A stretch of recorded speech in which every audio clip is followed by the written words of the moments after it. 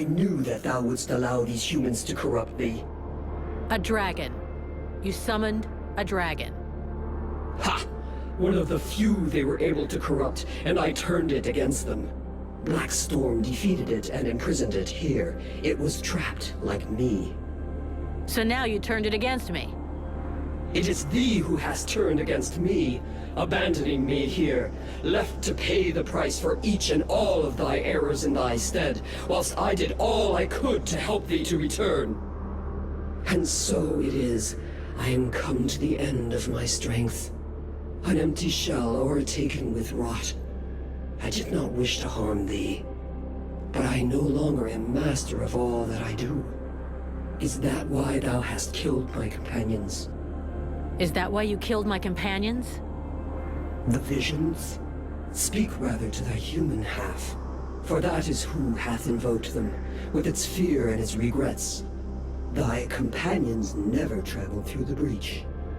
So it comes to this. You and me. It's time we ended this. Ha! It is all I have awaited. Remove these accursed lances from me, and let the world heart become whole once more.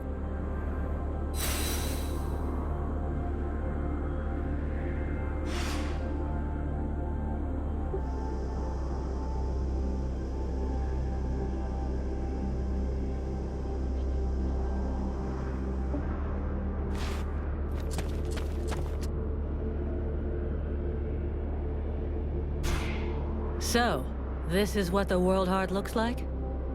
Yes. Terrible and magnificent.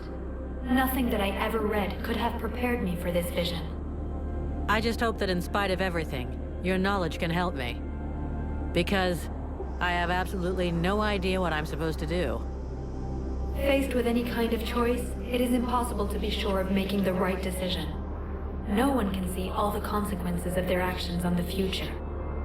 But what I can tell you is that the entity within you is a piece, a limb, torn from the World Heart by its own will.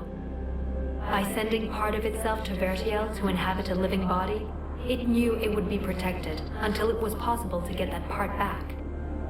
But while it was incarnate, the demons saw what we have done to the world, what terrible damage intelligent beings are capable of. Alas, I fear that now it wants to destroy everything. Wipe the face of the world clean of our corruption, rather than risk that it should happen again. You came to rescue me, even though it meant risking failure in your quest. I want to try to help you. I know you will do all that is in your power to save Vertiel. This world must be rid of the Ice Lords. You must destroy their link with the World Heart. But beware of letting the demon return to the heart. He will destroy all who live. It will take us longer to rebuild the world without it, but we can do it.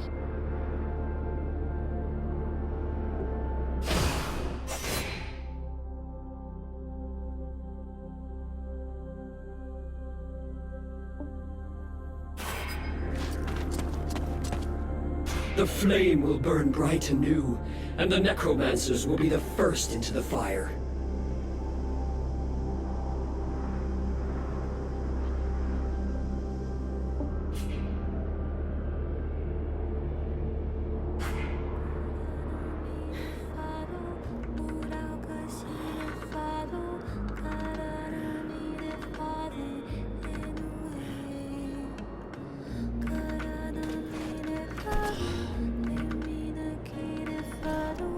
If I remove these spears, the Ice Lords will lose their power. But what will happen to Vertiel? Thy world is weary, all but extinguished. Nothing remains to be saved. It must be cleansed. But inside me is all the power necessary to regenerate my world. At the cost of mine? Do not think it. Vertiel needs the World Heart. Thou canst not sacrifice it thus.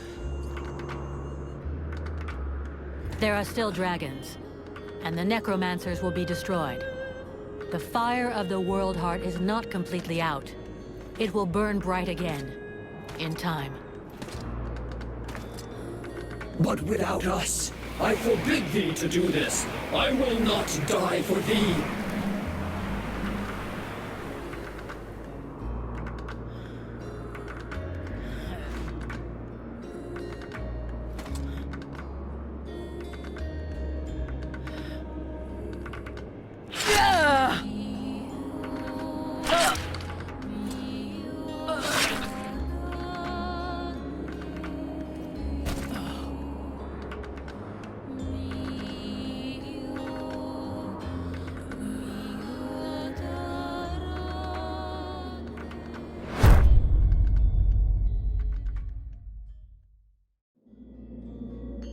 And so ends the tragic, though nonetheless heroic tale of Vulcan Half-Demon. I confess I may have romanticized some aspects of the story, though in my defense, I shall always have something of a soft spot for our dear Vulcan. By releasing the World Heart's energy to the surface, she sacrificed herself in order to heal Vertiel and bring an end to the long winter. Ill-prepared for such a powerful energy surge, the Ice Lords were instantly reduced to cinders. I can tell you, no tears were shed at that funeral. Of course, it was only a few centuries before other would-be mages attempted to follow in their footsteps, though what wonderful centuries they were. With Captain Buffalo leading them, the Freeborn Blades legend grew, and they flourished for a time. Sadly, the legend of Buffalo's immortality proved less than accurate, and after 27 battle wounds and another 40 or so years, he eventually died in his bed, to the great sadness of the 3 charming young women who were sharing it with him at the time. Edwin's corpse was mutilated and burned by the command of King Relmar. Such a waste. I remember being quite disappointed at his decision, as I had hoped I might be able to inhabit her body. It had been an absolute age since I was last inside a woman. To no one's great surprise, Relmar proved to be a formidable monarch. Strong, just, and loved by all. He returned a sense of pride to the elves that the war had stolen from them. He often spoke of how much he missed his outlaw years while being forced to sit through long meetings and dealing with political wranglings. But he was greatly helped by the knowledge and wisdom he gleaned from Arundil's Soul Stone, and he went on to found his own dynasty.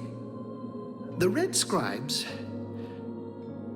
really, don't get me started on those imbeciles.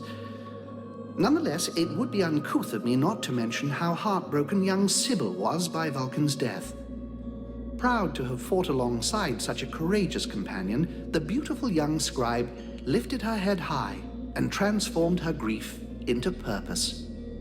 She quickly gained the respect of her peers and was elected chief scribe shortly afterwards when Liestas died quite suddenly. Apparently, the fool succumbed after having imbibed a large quantity of a somewhat questionable nectar that he and his doctor had invented. And as for myself, well, my goodness, I fear that is an extremely long story, and you would quite literally die of boredom before I finished the telling of it. But you see, that's what I like so much about mortals. Their stories last just about the right amount of time, give or take a few decades, and then they're done. And then they come around again. One thing is certain, I have all the time in the world, so who knows? I may get to tell you other tales, if you live long enough. Toodle pip.